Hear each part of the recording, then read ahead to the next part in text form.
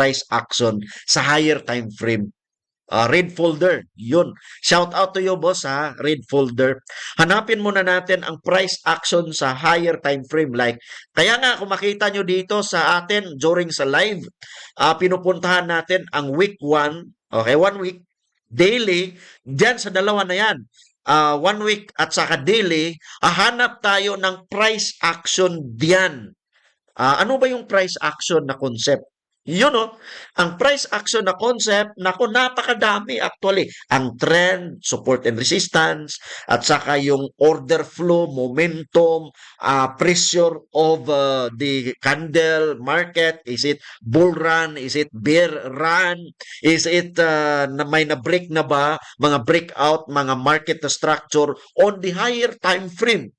Pagkatapos na nakita mo na ang price action doon sa higher time frame, boss, from H4 going to M5. M5 pwede mo nang hanapin si fair value gap na possible, possible balikan ni market. Yun yung strategy. So, ibig sabihin, nag-start ka sa price action and then after sa price action, kung baga ano mo na kung baga nag-add ka ng something and that is fair value gap, order block, break of structure, and then after makita mo yon, kasi ganito yan, ang fair value gap, possible balikan yan eh. Pag nakita mo na may idea ka na, tataas to, babagsak to because mayroong fair value gap doon sa baba and possible kukunin, di ba boss? Ganun lang.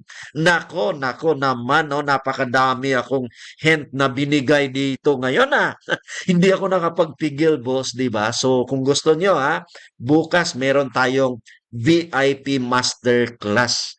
So message niyo po ako boss message niyo po ako, libre po 'yan. Salamat po sir sa mga turo niyo. Ito sabi ni dito naman tayo sa Instagram, sabi niya, "Sir, the best ka talaga, Coach Sam." 'Yun. Sabi dito sa isang platform natin, "Boss,